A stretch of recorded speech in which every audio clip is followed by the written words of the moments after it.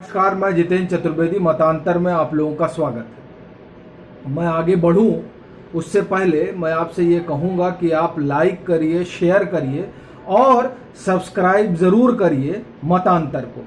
बात जैसा कि आपने देखा ही होगा, बात ममता बनर्जी पर होगी और उस मसले पर होगी और यह समझाने की कोशिश होगी कि कैसे उन्होंने अमित शाह और नरेंद्र मोदी के साथ एक तरह से गेम कर दिया। और वो गेम कैसा है? वो वैसा ही है जैसे खेला होबे वाला गेम था। अब मसला क्या है और माजरा क्या है? असली सवाल ये है, देखिए, आप पिछले कई हफ्तों से ये देख रहे हैं कि एक जासूसी कांड का गुब्बारा फूटा है। हालांकि जब यही बात मुकुल राय जब वो टीएमसी छोड़ने वाले थे तब उन्होंने कही थी, शुभेंदु अधिकारी ने भी कही थी कि हमारी जासूसी कराई जा रही है, तब किसी तरह की सुगबुगाहट विपक्ष में नहीं थी और ना तब ममता बनर्जी ने इसको लेकर कोई इनिशिएटिव लिया था और ना ही जांच पड़ताल की कोई कवायद शुरू की थी। लेकिन इस बार जब पेगासस का मामला आया तो पेगासस का मामला आने के बाद पहले तो उन्होंने कहा कि साहब हमारा भी जो है जासूसी हो रहा था। जो खुद ही सबकी जासूसी करा रहा है उसकी जासूसी कैसे हो रही है, ये अपने आप में बड़ा सवाल है। दूसरा, जिस लिस्ट के बारे में एमनेस्टी इंटरनेशनल करी है कि साहब ये संभावित लिस्ट है, ये वो लिस्ट नहीं है जिसमें यह दावा किया गया है कि इनकी जासूसी हो रही है। वो संभावित लिस्ट है कि ये लोग हैं जिनकी हो सकती है। लेकिन खबरें रोज यही हो रही हैं कि इनका इतने महीने किया गया, उनका उतने महीने किया गया, उनका उतना महीने किया गया। खैर, अब यह सरकार का इनिशिएटिव होगा कि सरकार को इस तरह की खबरों पर क्या करना चाहिए। हालांकि अगर सरकार कुछ करेगी तो विक्टिम कार्ड वाला मसला ही है। बता दिया जाता है कि हम सच दिखाते हैं इसलिए हमारे ऊपर छापे पड़ते हैं। खैर, हम उस सच झूठ पर नहीं जाएंगे, लेकिन इस लिस्ट के बहाने राजनीति तेज हो गई है, सदन का काम ठप हो गया है और इधर ममता बनर्जी ने एक इंक्वायरी कमेटी बना दी है मदन लोकूर के अगुवाई में। मदन लोकूर जो है वो जस्टिस है, पूर्व न्यायाधीश है सुप्रीम कोर्ट का और एक पूर्व न्यायाधीश कोलकाता हाई कोर्ट के हैं।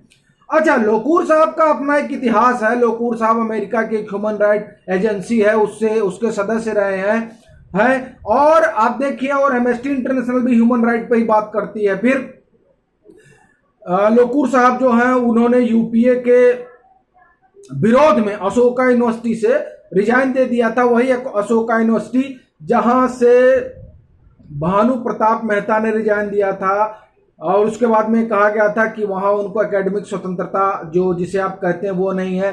अब एकेडमिक स्वतंत्रता वो थी कि आप नरेंद्र मोदी को गाली दीजिए, लेकिन अब उनको गाली देने से तो किसी ने रोका नहीं, लोग दे ही रहे हैं और उनके खिलाफ कोई ऐसा नहीं कि कोई कार्रवाई हो रही है, होनी भी नहीं चाहिए। डेमोक्रेसी है, डेमोक्रेसी में राजा पर आरोप लगाना और यहाँ राजा कहना ठीक नहीं होगा। लोकतंत्र में तो जनता के प्रतिनिधि होते हैं और प्रतिनिधि उनको चुनते हैं, तो आप चुने हुए प्रतिनिधि को गाली दे सकते हैं। लोकतंत्र में इसका अधिकार है और आप देखिए तमाम लोग गाली देते हैं और तानाशाह कहते हैं, हिटलर कहते हैं और तरह तरह की चीजें होती हैं, डेमोक्रेसी है।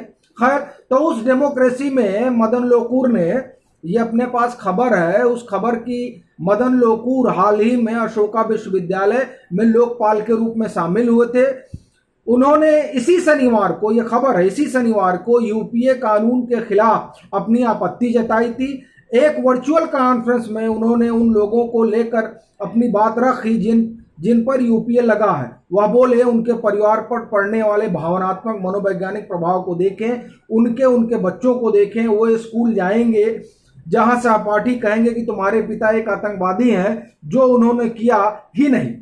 मतलब जिनके ऊपर यूपीए लगा है उन्होंने ऐसा कुछ किया नहीं है, लेकिन आप लोग फिर भी उनको बंद किए हुए हैं। इन सब बातों को लेकर जो है उन्होंने अपना एक भाषण दिया था और उस भाषण से जाहिर होता है कि किस तरह यूपीए के विरोध में, मतलब वो आपत्ति जता रहे हैं। वहां लोकपाल थे, माफ करिए हमने बोला था, रिजाइन दिए हैं। अभी तक तो जो हमने खबर में पढ़ा उस तरह से जो है ऐसा कुछ नहीं है। खैर, तो इन्हीं को नियुक्त किया गया है पेगासस की जांच के लिए। अच्छा, ये जांच तब कराई जा रही है जब एमनेस्टी इंटरनेशनल ने खुद खारिज कर दिया है कि साहब ऐसा कुछ नहीं किया जा रहा। दरअसल देखिए, ये जो तरीका है, इस तरीके के जरिए नरेंद्र मोदी और अमित शाह को घेरने की कोशिश हुई है। इसी बीच अगर आप देखें तो नेशनल सिक्योरिटी एडवाइजर के बजट को लेकर प्रशांत भूषण ने एक ट्वीट किया था और उसमें कहा कि साहब देखिए किस तरह से इतना गुना बढ़ गया, उतना गुना बढ़ गया और ये हो गया, वो हो गया,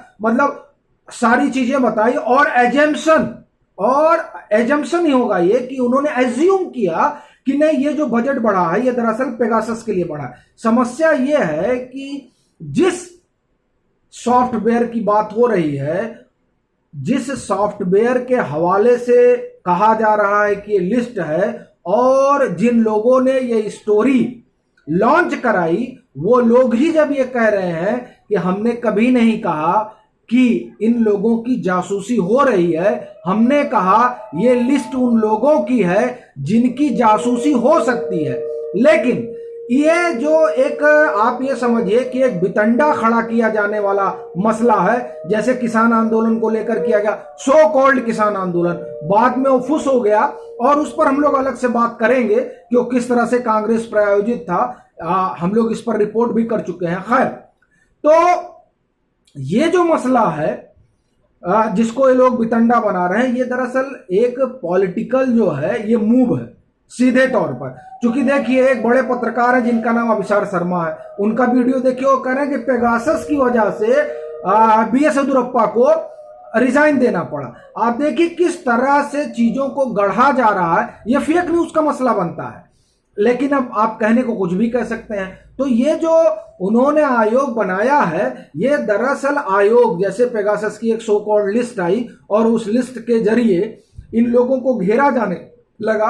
और विपक्ष, देखिए परसेप्शन तो ये बनने लगा है, भले से एमनेस्टी इंटरनेशनल ने डिनाई कर दिया, लेकिन वो डिनायल नहीं अभी तक किसी के पास पहुंचा है। बनस्पत इसके ये बात ज्यादा उठ रही है कि देखिए लोग तो जासूसी करा रहे हैं, ये बात काफी तेजी से चल रही है कि ये लोग जासूसी करा रहे हैं। एमनेस्टी इंटरनेशनल का डिनायल अभी तक लोगों के पास जमीन में पहुंचा नहीं है। अब ये अलग मसला है कि लोग उसको वहां तक पहुंचाएं। तो ये जो आयोग बनेगा, ये आयोग इस बात की वैधानिकता देता है कि नहीं साहब जासूसी हो रही थी, ये इस बात का को प्रमाणित करने की कोशिश हो रही है। देखिए उसमें क्या आएगा, ये हमने आपको जो ये खबर है ऑफ इंडिया की उसके हवाले से बताया कि जस्टिस मदन लोकुर का अपना क्या नजरिया है और किस तरह के लोगों को ममता बनर्जी अपने इर्द गिर्द फटकने देती है।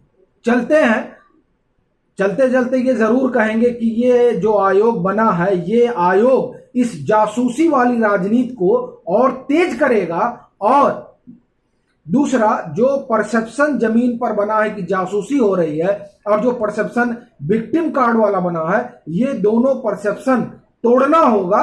तरीका जो भी हो ये तय करें लोग, जो लोग, जिन लोगों को इस परसेप्शन के तोड़ने से और सत्य के बाहर आने से लाभ होना है, वो इसकी कवायद करें। अपन लोगों की जो कवायद है वो तो हम कर ही रहे हैं। चलते हैं, फिर मिलेंगे एक नए मसले के साथ। अंत में फिर मैं ये कहूंगा, मतांतर को सब्सक्राइब करिए, लाइक करिए, शेयर करिए। अगर आपको लगता है कि मतांतर ठीक ठाक काम कर रहा है तो इसका आर्थिक सहयोग भी करिए। फिर मिलेंगे एक नए मसले के साथ, तब तक के लिए राम राम।